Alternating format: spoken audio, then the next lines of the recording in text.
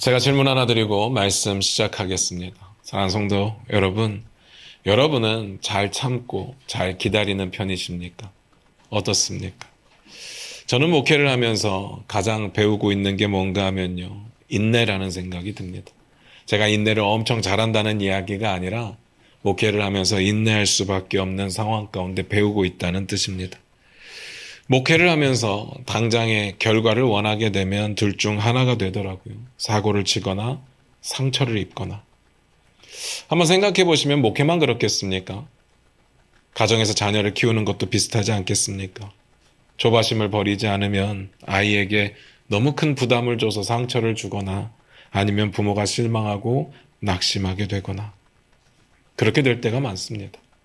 밥도 뜸이 들어야 되고요. 곡식과 열매도 익을 시간이 필요합니다. 관계, 인간의 관계도 깊어질 시간이 필요하고요. 하물며 하나님의 역사의 때가 없을까요? 성경적으로 찾아보지 않더라도 온 우주를 창조하신 하나님의 때가 분명히 있지 않겠습니까? 상식적으로 그렇다고요. 어떻게 이 세상 모든 일들이 내가 원하는 대로 다 되겠습니까? 내가 원하는 때에 다 이루어지겠습니까? 근데 우리는요, 항상 이렇게 기도하는 것 같아요. 하나님, 지금 당장 해결해 주세요. 지금 당장 채워주세요. 제가 고민해 봤습니다. 우리의 기도가 왜 이렇게밖에 될 수가 없을까?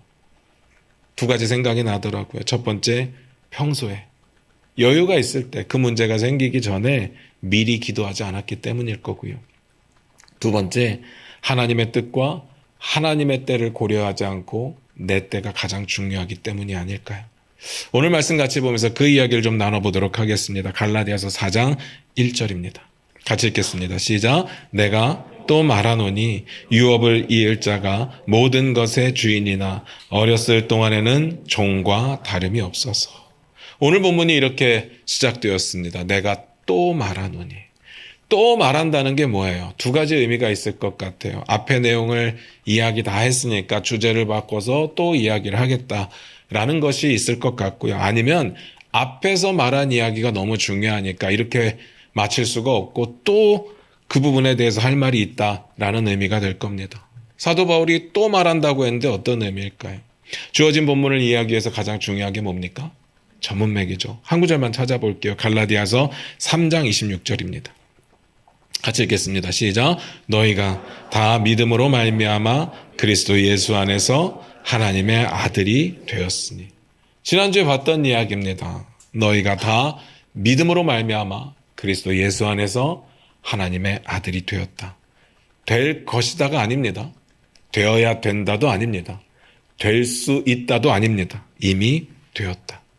그래서 우리는요, 하나님의 아들이 되기 위해서 신앙생활하고 있는 게 아니라고 했습니다. 우리는 이미 믿음으로 하나님의 아들이 되었기 때문에 하나님의 아들로서 하나님의 아들답게 이 땅을 살아가는 게 신앙생활이라고 했습니다. 그리고 지난주에 그런 이야기도 나눴습니다. 우리가 하나님의 아들이 이미 되었다라는 것의 가장 큰 특징이 뭐라고 했습니까? 자유함이라고 했죠. 이게 무슨 말입니까? 가장 본질적으로는 죄의 값으로부터 자유함입니다. 이건 죽어보면 금방 안다고 했습니다. 천국에 갔을지 안 갔을지. 또 있습니다. 이 땅에서도 죄의 문제로부터 자유함을 누립니다. 죄의 유혹으로부터 우리의 정욕으로부터 자유합니다. 그런데 문제는 자유하지 않다는 거죠. 늘 죄의 문제에 넘어갑니다. 늘 죄의 문제 앞에 무릎 꿇습니다. 분명히 성경에는 자유하다고 했는데 이 땅을 살면서 내 자유함이 확인이 안 된다는 거죠. 근데 사도 바울이요, 마지막에 이렇게 선포를 했습니다. 유대인이나 헬라인이나 자유인이나 종이나 남자나 여자나 다 그리스도 예수 안에서 하나가 되었다. 말도 안 된다고 했습니다. 어떻게 하나가 됩니까? 엄연히 다른데 그 당시에 이 세 관계는요, 하나가 되기 참 어려운 관계였습니다. 그런데 하나가 되었대요. 언제 하나가 될 수 있느냐? 자유할 때. 이런 문제들로부터 자유할 때. 언제요? 우리가 하나님의 아들이 되었기 때문에, 이 땅의 것과 비교할 수 없는 너무나도 큰 것을 가졌기 때문에 이 땅에서 목숨 걸어왔던 수많은 것들, 나를 힘들게 했던 수많은 것들, 정욕, 억눌림, 분노, 복수, 이런 것들, 이제는 그런 것들을 뛰어넘을 자유가 있는 겁니다. 왜요? 우리는 상속자니까. 상속자니까요. 이게 진짜라는 확신이 들면요, 우리는 이런 조그마한 것들 때문에 힘들어하고 어려워하고 마음 아파하고 그러지 않는다고 했습니다. 그게 믿는 자의 자유죠. 그러면서 제가 돈 이야기를 좀 드렸던 것 같아요. 100억 가진 사람이 한번 상상해 보세요. 없겠지만, 100억 없으시겠지만 한번 상상해 보세요. 10원 때문에 벌벌 떨까요? 물론 돈이 많은 사람들이 더 절약하는 건 잘 알고 있어요. 그런데 10원이 없기 때문에 밤새 잠을 못 자고 막 안타까워할까? 제가 그러거든요. 저 같은 경우에 요즘 은행 어플에 10원씩 주는 게 있어요. 그래서 제가 그걸 시간 되면 늘 이렇게 찾아서 누르는데 너무 바빠서 깜빡 잊고 못 누르고 잘 때가 있습니다. 정신 차리고 보면 12시 3분. 이러면 이제 10원이 날아간 거죠. 그럼 마음이 막 너무 아픈 거죠. 왜요? 전 없으니까요. 저는 100억이 아니라 1억만 있어도, 아니 5천만 원만 있어도 절대로 포인트 찾아서 누르지 않을 겁니다. 저는 그럴 것 같아요. 하루에 막 1만 번씩 걸어가지고 10원을 받기 위해서 애쓰고, 아니 1만 보는 걸을 수 있죠. 건강을 위해서. 정말 1만 보를 걷고도 쿨하게 그 10원 포인트 안 누르고 살 것 같아요. 그리고 요플레 같은 거 먹고 뚜껑 그거 안 핥아 먹고 과감하게 쓰레기통에 버릴 수 있는 그런 플렉스를 누릴 것 같습니다. 5천만 원만 있어도. 전 그럴 것 같아요.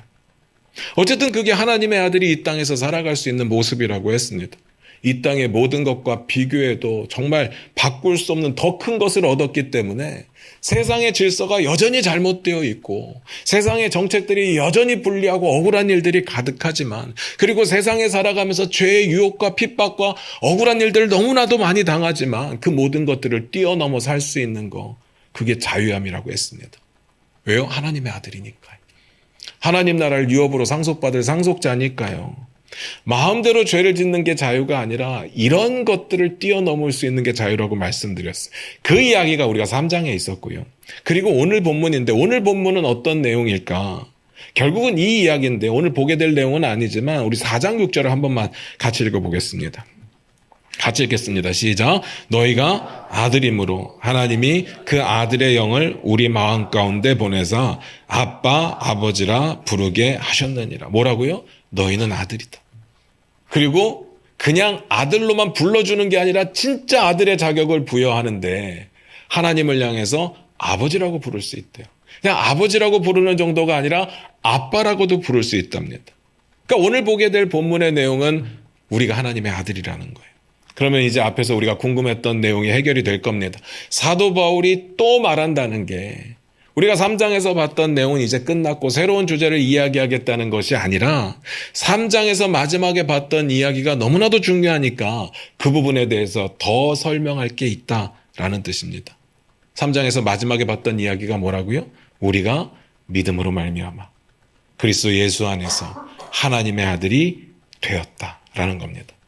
제가 이걸 굳이 장황하게 설명드린 이유는 사도 바울이 3장에서 하나님의 아들에 대한 이야기를, 우리가 하나님의 아들이 된다는 이야기를 끝맺지 못하고 또 말할 수밖에 없었던 이유, 중요하니까요. 중요하니까 이 부분을 더 말하고 있는 겁니다. 그 이야기를 드리고 싶었던 겁니다. 그 부분을 기억하시면서 다시 볼게요. 갈라디아서 4장 1절입니다. 같이 읽겠습니다. 시작. 내가 또 말하노니 유업을 이을 자가 모든 것의 주인이나 어렸을 동안에는 종과 다름이 없어서. 사도 바울이요, 한 사람의 예를 들었습니다. 일종의 비유죠, 비유. 그 사람은 유업을 이을 자래요. 그가 결국은 모든 것의 주인이 될 거랍니다. 그런데 이거 예수님 이야기 아닙니다. 이거 비유입니다. 한 사람의 이야기. 문제는요, 아직 어리다는 거예요. 아버지가 돌아가셨는데 아직 어립니다. 그럼 어떨 것 같습니까? 이런 경우를 우리는 드라마에서 자주 봅니다. 잘 나가는 회사 대표, 엄청난 부자가 갑자기 죽게 되고 자식들만 이렇게 덩그러니 남겨지죠. 근데 꼭 그런 집안의 형제들은 못 돼가지고 그 돈을 어떻게든 빼앗으려고 혈투를 벌이고 별의별 짓을 다 하는 내용들이 드라마에 자주 등장을 합니다.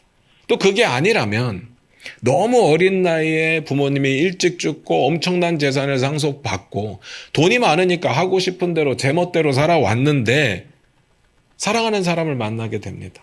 근데 이 여자는 내 멋대로 안 되는 거예요. 돈도 없는데 내 멋대로 안 되고, 그러니까 조금씩 정신 차리고 정상적인 삶으로 돌아온다는 이야기를 아마 드라마에서 한 번쯤은 보셨을 것 같습니다. 한번 상상해 보시기 바라요. 여러분이 어린 나이에 엄청난 재산을 물려받고 혼자가 되었다라고 가정한다면 어떨 것 같습니까? 복일까요? 돈 많으니까 일단 됐습니까? 그러지는 않겠죠. 이 부분은 2절을 더 보고 설명을 드리겠습니다. 갈라디아서 4장 2절입니다. 같이 읽겠습니다. 시작. 그 아버지가 정한 때까지 후견인과 청지기 아래에 있나니. 유업을 상속받을 상속자가 어리기 때문에 어떻게 했다고요? 아버지가 정한 때까지 후견인과 청지기 아래에 있게 했답니다. 그리고 이 내용은요, 1절의 뒷부분, 우리가 읽기는 했지만 보지 않았던 그 부분과 연결이 돼요. 후견인과 청지기 아래에 있다는 말이 어떻게 연결이 되냐면, 어렸을 동안에 종과 다름이 없었다. 다 가졌는데요. 다 가졌는데 종과 다름이 없대요. 이게 무슨 말인가 하면요, 우리가 로마법을 좀 이해를 할 필요가 있습니다. 어린아이가 아버지가 일찍 죽게 되어서 아버지의 재산을 다 상속받게 되었을 때, 너무 어린아이가 재물을 다 받게 되면, 너무 돈이 많아지면 그게 아이에게 득보다는 독이 되는 경우가 많기 때문에, 그래서 아버지가요, 미리 이 아이의 후견인과 청지기를 정해놓습니다. 당연히 믿을 만한 사람이겠죠. 그 후견인은요, 아이를 대신해서 의사결정을 해줍니다. 아이가 결국은 모든 것을 다 갖게 될 겁니다. 아니, 이미 다 가졌습니다. 그런데 성년이 될 때까지는 그게 전부 다 자기 것임에도 불구하고 자신의 재산에 대해서, 자신의 집안에 대해서 의사결정할 수 있는 권한이 없습니다. 그래서 후견인 아래에 있다고 말을 한 거예요. 그래서 종과 다름이 없다고 말한 겁니다. 종은 아닌데 어린 시절은 종처럼 살아야 돼요. 그럼 청지기는 뭐 하는 사람이에요? 청지기는요, 실질적으로 한 집안의 재산을 맡아서 관리하는 사람이라고 보시면 돼요. 성경에 대표적인 청지기가 나옵니다. 누군지 아세요? 요셉이요. 요셉이 형들 때문에 애굽의 노예로 팔려갑니다. 그때 요셉의 주인이 누군가 하면 보디발이에요. 보디발이 요셉을 딱 보는데 얘가 보통 애가 아닙니다. 아, 대단한 애인 것 같아요. 믿을 만한 애였습니다. 그래서 어떻게 했다고요? 이 부분 한번 찾아볼게요. 창세기 39장 3절 4절입니다. 우리 화면 보시면서 같이 읽겠습니다. 같이 읽겠습니다. 시작. 그의 주인이 여호와께서 그와 함께 하심을 보며 또 여호와께서 그의 범사에 형통하게 하심을 보았더라. 요셉이 그의 주인에게 은혜를 입어 섬김에 그가 요셉을 가정 총무로 삼고 자기의 소유를 다 그의 손에 위탁하니. 이게 청지기입니다.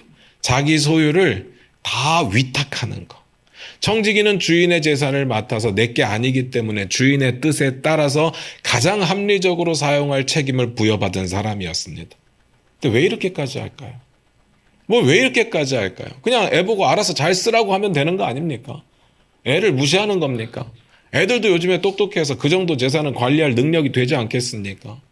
누가복음 15장에 보면 이런 내용이 나옵니다. 한번 찾아볼게요. 누가복음 15장 12절 13절입니다. 우리 화면 보시면서 같이 읽겠습니다. 같이 읽습니다. 시작. 그 둘째가 아버지에게 말하되 아버지여 재산 중에서 내게 돌아올 분깃을 내게 주소서 하는지라. 아버지가 그 살림을 각각 나눠 주었더니 그 후 며칠이 안 되어 둘째 아들이 재물을 다 모아가지고 먼 나라에 가 거기서 허랑방탕하여 그 재산을 낭비하더니. 다 아시는 내용이죠.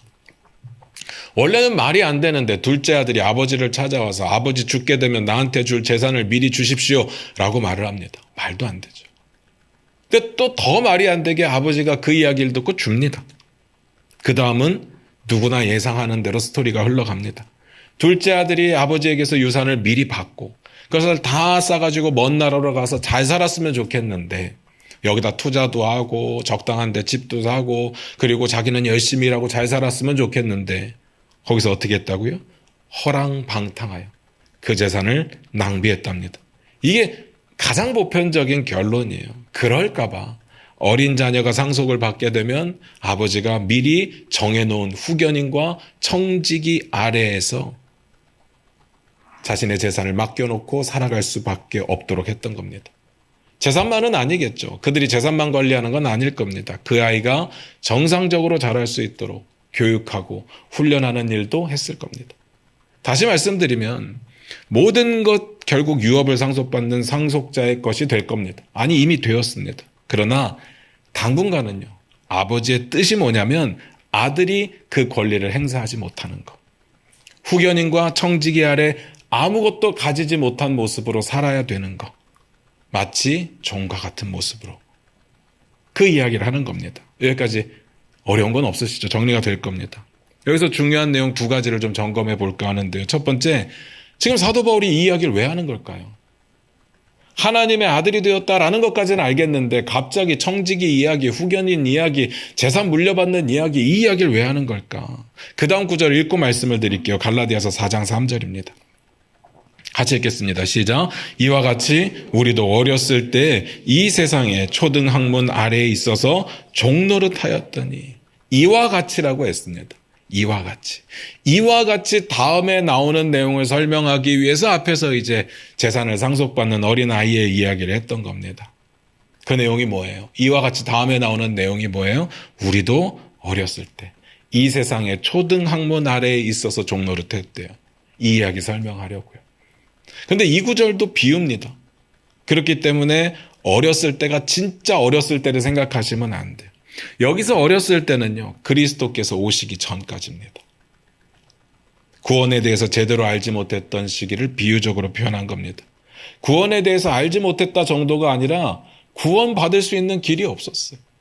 자기 스스로를 구원할 수 있는 방법이 없었던 때를 이야기합니다.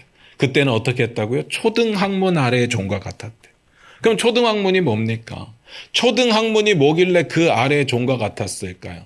원래 초등학문이라고 하는 건 정말 아주 기초적인 지식, 1, 2, 3, 4, 알파벳 이 정도 아주 기초적인 지식을 가르치고 배우는 것을 이야기하겠지만 결국은 율법만 알고 살아왔던 시대를 이야기하는 겁니다.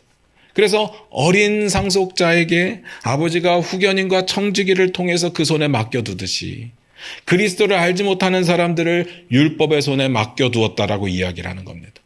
한마디로 예수 그리스도의 십자가 죽음을 통해서 구원의 길이 열리기 전까지는 우리는 아무것도 할 수 없기 때문에 어쩔 수 없이 율법을 지켜야만 했다는 거죠. 근데 율법을 지킨다고 구원을 받는 것은 아닙니다. 율법을 지킨다고 우리의 의를 완성할 수 있는 것은 아닙니다. 그런데 그럼에도 불구하고 그들에게 율법을 주셨다. 왜요? 범법하니까요. 범법하기 때문에 그렇습니다. 죄가 뭔지도 모르고 자꾸 죄를 짓기 때문에 그대로 내버려 둘 수가 없죠. 하나님께서는 율법을 주셨고 지키게 하셨습니다. 그래서 율법의 종과 같았던 시기라고 말을 하는 겁니다. 실질적으로 율법의 보호를 받고요. 죄를 지으면 율법을 통해서 용서받을 수 있는 길이 있었고요. 그리고 율법을 통해서 지도를 받으며 하나님이 원하시는 길들을 살아왔습니다. 그런데 두 번째, 여기가 중요합니다. 왜 그렇게 하셨을까요? 저는 이런 생각이 들어요. 그냥 예수님 먼저 오셨으면 되지 않을까요? 이스라엘 백성들이 애굽에서 막 고통받고 있을 때 모세를 보낼 게 아니라 예수님 보내셔서 야 이거 믿고 구원 받아라 하면 됐잖아요.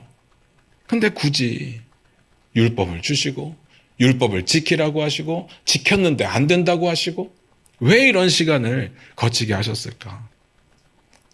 사실 이 질문은요, 우리가 맨날 하는 질문 중에 하나일 겁니다. 왜 굳이 아담과 하와가 선악과를 따먹도록 내버려 두셨을까?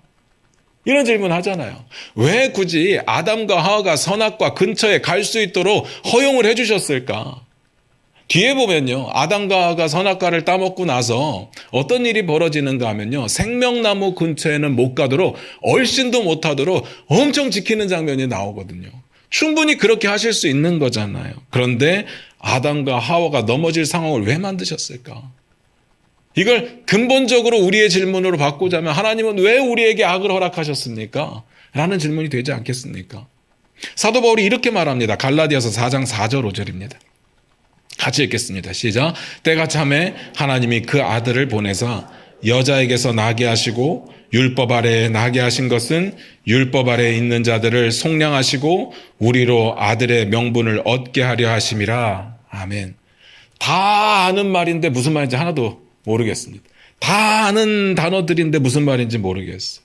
하나님이 자신의 아들을 이 땅에 보내셨어요. 근데 어떻게 보내셨느냐? 여자에게서 태어나게 하셨대요. 이게 무슨 이야기일까요?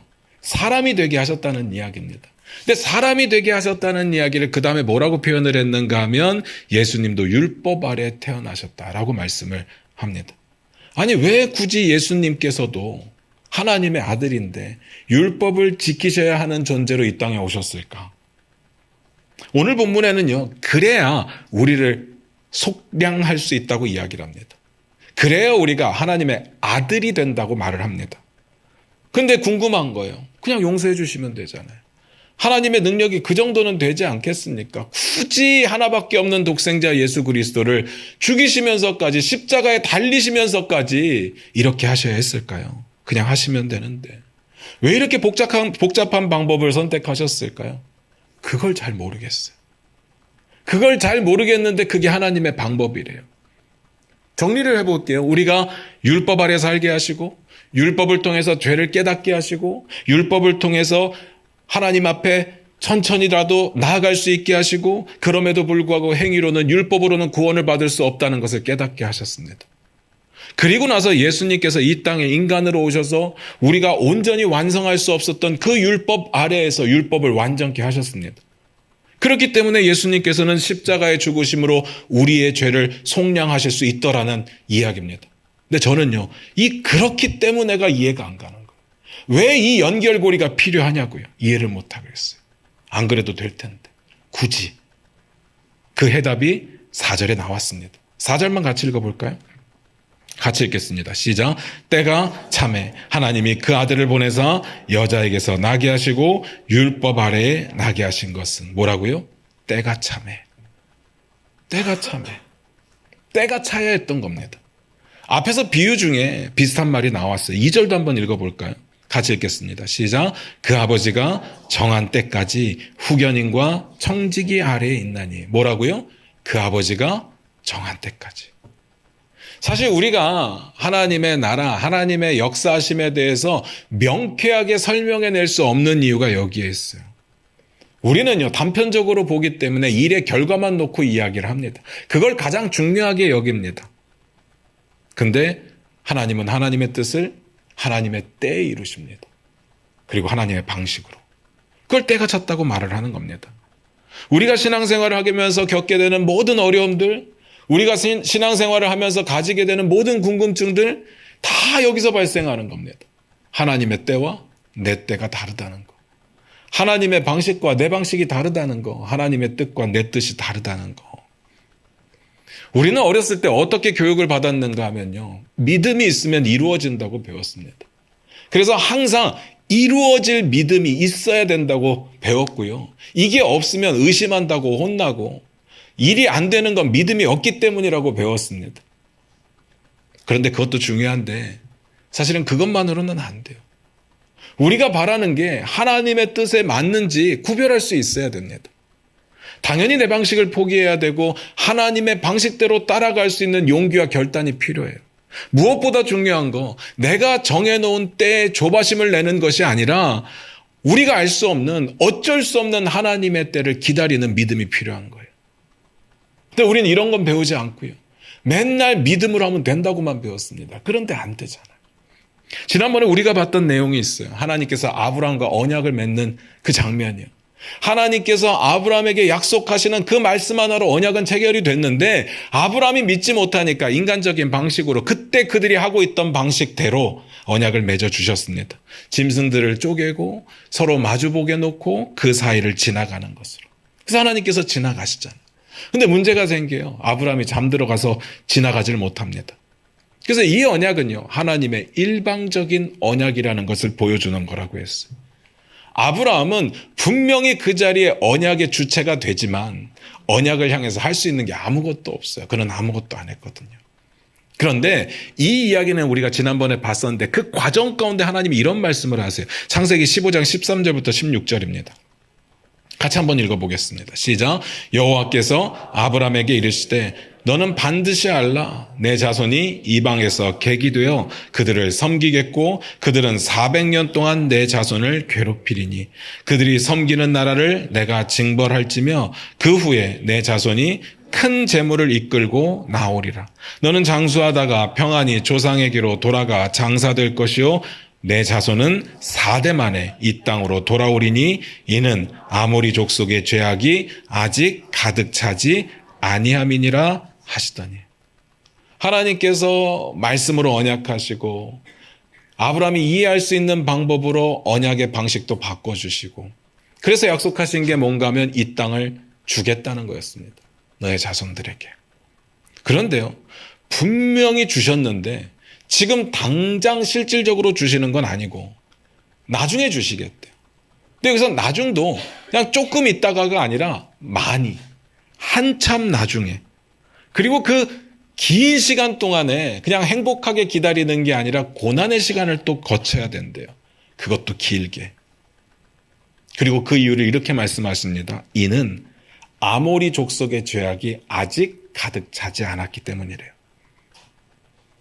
하나님은 하나님의 역사를 이끌어 가실 때 이스라엘을 선택하시고 이스라엘을 내 민족이라고 말씀하시지만, 그렇다고 해서 다른 민족들은 다 버린 민족이고 다른 민족들은 다 죽어야 될 민족이고 그런 건 아닙니다. 하나님은 창조주시고 하나님은 주관자시기 때문에 온 우주를 이끄시는데 한치의 오차도 없이 이것들이 다 맞아떨어지게 움직이고 계신 거거든요. 그래서 이스라엘에게, 이스라엘 백성들에게 가나안 땅을 주시는데 그냥 빼앗아서 주시는 게 아니라, 그곳에 살고 있는 사람들은 죽어도 되니까 없애버리시고 그냥 주시는 게 아니라, 그들의 죄악이 가득 찼을 때 이스라엘을, 그들을 심판하는 도구로 사용하시면서 그 땅을 주시겠다는 거예요. 그런데 우리는 질문합니다. 이 과정을 전혀 모르니까요. 지금 나에게 약속하셨는데 왜 안 주시는 거죠? 분명히 주시겠다고 했는데, 주실 거면 빨리 주시지. 나는 보지도 못하고 4대 만에 돌아오겠다. 4대 만이라고 이야기를 하지만요, 아브라함에게 4대가 아닙니다. 아브라함의 시대에 있고 이삭의 시대에 있고 야곱의 시대에 있고 요셉의 시대에 있고, 요셉을 통해서 이스라엘의 가족 70명이 들어가고, 그리고 나서 430년 만에 나와요. 그리고 나서 40년의 광야 시대를 거칩니다. 엄청 길어요. 이해가 안 가는 거예요. 왜 이 시간이 필요한 거예요? 늦게 주시는 건 그렇다 쳐요. 언젠간 받을 거니까 참을 수 있는데, 그 시간 가운데 왜 종의 시간을 거쳐야 되냐고요. 왜 광야 40년의 시간을 거쳐야 되냐고요. 우린 이해가 안 돼. 이해할 수가 없어요. 남의 이야기면 하나님이 다 계획이 있으셔 라고 말하겠지만, 내 이야기면 이건 받아들일 수가 없어요. 왜 나는 지금 고난을 당해야 되고, 왜 나는 지금 힘든 시간들을 거쳐야 되고, 이해할 수가 없어요. 하나님의 때라고 하는 건요, 우리가 쉽게 말할 수 있는 주제는 아닙니다. 그런데 우리가 간과하고 넘어갈 주제도 아니에요. 하나님의 때가 찼다. 이건 설명이 안 되지만 우리가 받아들여야 되는 부분입니다. 우리가 원한다고 빨라지거나 느려지는 게 아니거든요. 그래서 이렇게 믿는 믿음이 필요합니다. 하나님은 선하시기 때문에 하나님의 뜻을 하나님의 때에 하나님의 방식대로 이루실 겁니다. 이걸 인정하는 것밖에 없습니다. 오늘 사도 바울이 말했던 이 어린 상속자요, 제가 그 어린이였다면 엄청 억울했을 것 같아요. 다 내 건데. 다 내 건데 네가 뭔데. 나보고 이래라 저래라. 다 내 건데. 그런데요, 그가 기억해야 되는 건 그 과정을 아버지가 정했다는 거예요. 로마의 법이 그렇다는 거예요. 그리고 그 과정을 거친 후에 그는 상속자가 될 겁니다. 그런데 그때가 언제예요? 아버지가 정한 때. 이걸 견디지 못하면, 이걸 기다리지 못하면 될 수가 없죠. 그리고 그게 하나님의 뜻도 그렇다는 겁니다. 그래서 그 기간이 매우 중요합니다. 우리는 이해하지 못해요. 왜 완전하지도 않은 율법을 가져다가 우리를 이렇게 고생시키고 이렇게 피곤하게 만들고 이렇게 힘들게 하느냐라고 말할 수 있겠지만, 그 율법을 지켜야 되는 시간도 필요했다는 겁니다. 무의미하지 않아요.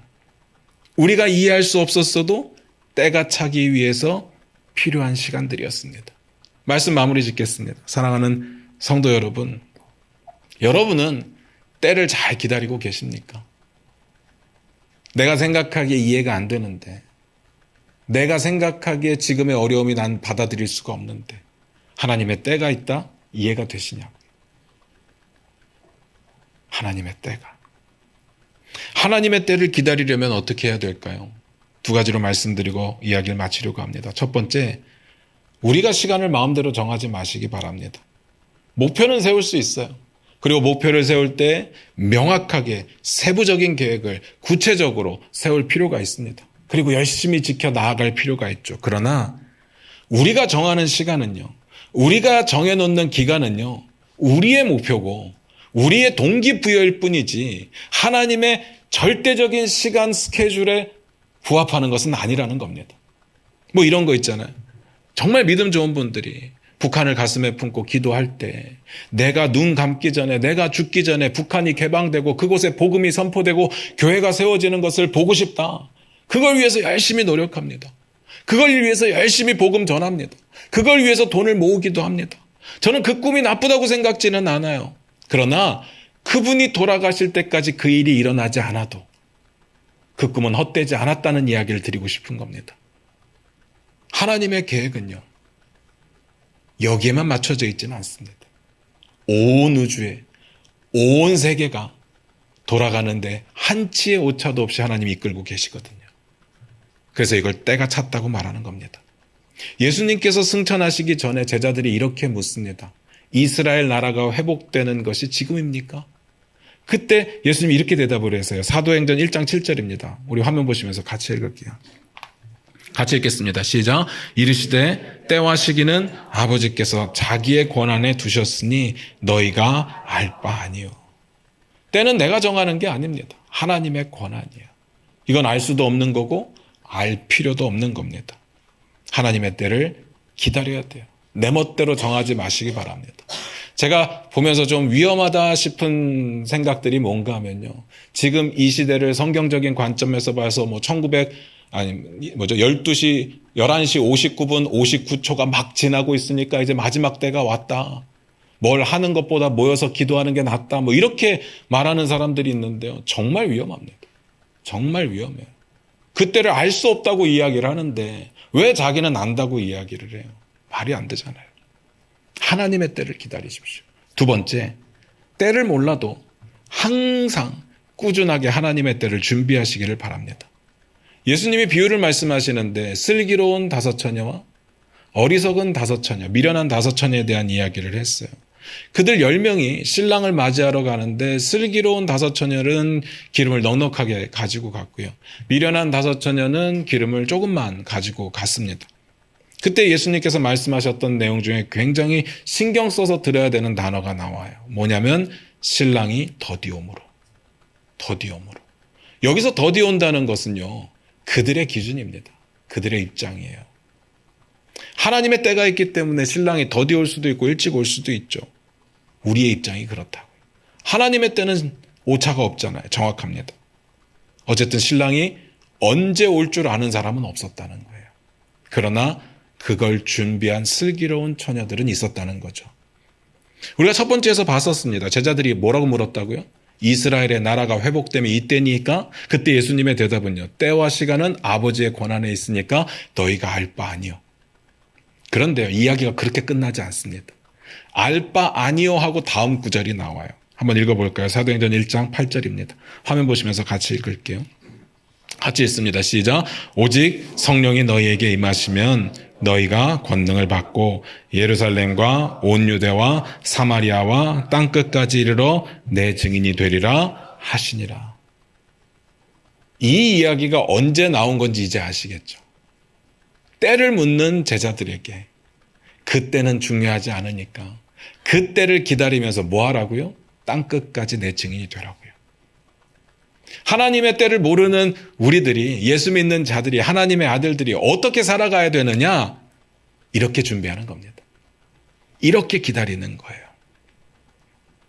하나님께서 주신 사명과 하나님께서 주신 소명을 우리의 삶 가운데 차곡차곡 쌓아가며 지내는 겁니다. 성실하게. 이렇게 믿으시기 바랍니다. 하나님의 때가 가장 적절하고요. 하나님의 방법이 가장 절묘하고요. 하나님의 뜻이 가장 선합니다. 그렇게 믿으시면 됩니다. 하나님께 믿고 맡기시는 저와 여러분 되시길 부탁드려요. 하나님의 생각은요, 여러분이 아무리 똑똑해도 여러분보다 큽니다. 하나님의 계획은요, 여러분이 아무리 완벽하게 계획을 잡을지라도 그거보다 완전합니다. 그런 하나님의 때를 우리는 믿음으로 성실하게 살아내기를 주님의 이름으로 부탁드립니다. 기도하겠습니다.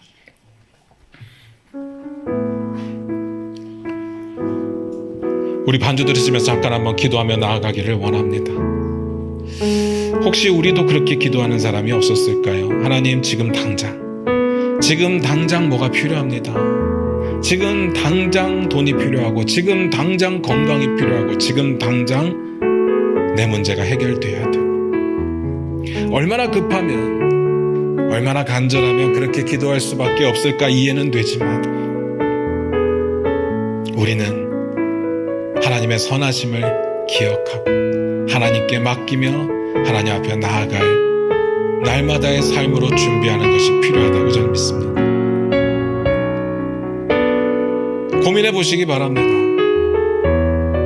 여러분이 하나님께 온전히 맡길 거라면 하나님이 정하신 때가 우리에게 더 유익하다는 것, 하나님이 정하신 방법이 우리에게 더 유익하다는 것, 하나님께서 좋은 것을 주시는 하나님이시라는 사실을 믿으셔야 될 겁니다. 그게 아니라면 우리는 믿지도 못한 채 맡기지도 못하고 내 무게의 짐을 지고 쉼없이 달려가고 있을 겁니다.